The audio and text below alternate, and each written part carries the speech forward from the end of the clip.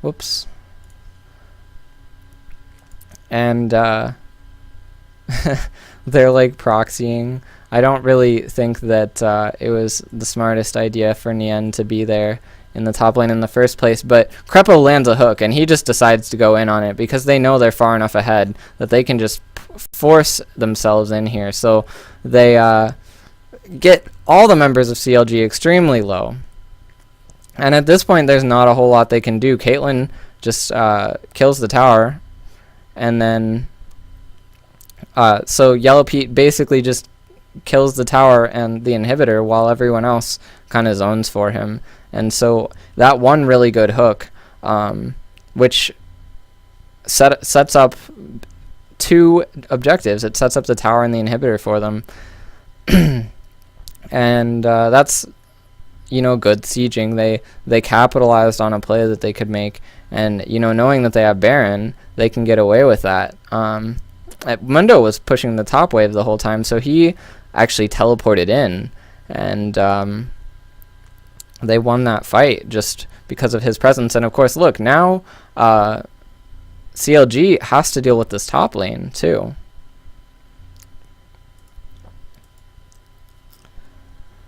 So fast forward to 37:30 for the last siege of the game.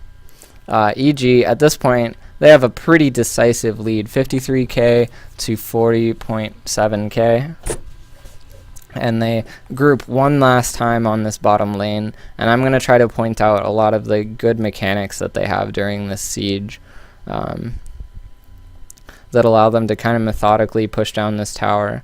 So they're notice how they stand behind minions for a lot of this, so that like Hotshot GG and Doublelift really aren't able to get their poke down. Hotshot GG, notice still his Manamune is charging up, by the way. So Yellow Pete maximizing his damage on the tower. He knows that it's going to be hard for CLG to hard engage on him, so he gets quite a few hits down on the tower.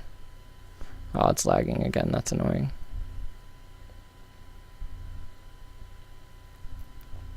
And then what you'll see here is Inox goes in and he's like, "Get out of my way!" And he tanks some of the towers for his, or some of the tower hits for his team. Actually, I think the minion wave was getting him the whole time. But Krepo put the lantern down under him so that he could just, so that Yellow Pete could get hits on the tower and then just grab the lantern when he needed to get out. And they just continue clearing the waves, standing behind minions, playing it safely. And you'll notice it's always Krepo or Inox or who's their jungler called? Whatever his name is. It's hard to read that, and I forget what EG's jungler's name is. But it's always one of the tanks taking the poke rather than one of the squishies, which is really important in this scenario. So Yellow Pete standing on the lantern, getting some hits in. And then this siege goes on for a while because EG doesn't need to engage under this tower. They can just keep getting hits on the tower, and CLG eventually is going to not be able to do anything against it. And there's actually no fight. There's no team fight before this game ends, which is really cool in my opinion. Because if you look, they actually have, at this point, because this siege has gone on for so long, stalling in this case is actually good for EG because they have super minions just shoving in this mid lane. There's nothing, if CLG rotates to stop those, then EG just gets free towers and free inhibitors. So they have to siege here. So they get the inhibitor tower finally, and now at this point CLG, they have no tower to sit under, so if they engage in a fight, it's trouble for them. And they're getting desperate, so they try to do something. They get a lot of damage on Inox and Krepo. I love this box. This box looks like it is a total failure, but actually it just completely zones CLG off. As long as Yellow Pete stays like inside that box, there's nothing that CLG can do to him. So Inox just Pobelter, excuse me, just goes into this back line and just does work on CLG.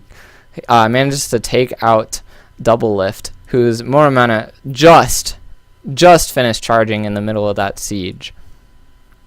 And which is why, you know, because EG played this so slowly, eventually, once that Moramana started, like, actually doing stuff, that would have been a bad situation for EG. So they really should have tried to end this game quicker.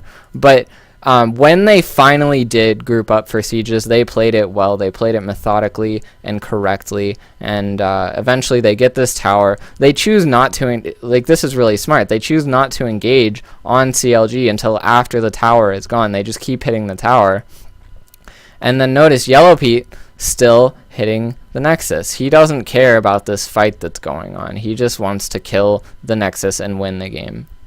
And so eventually they do that, and they secure victory. So really well played by EG overall. I think they should have played it more aggressively, tried to group up more. But in the end, really good example of sieging by EG. They know how to do it, and they know how to do it right. So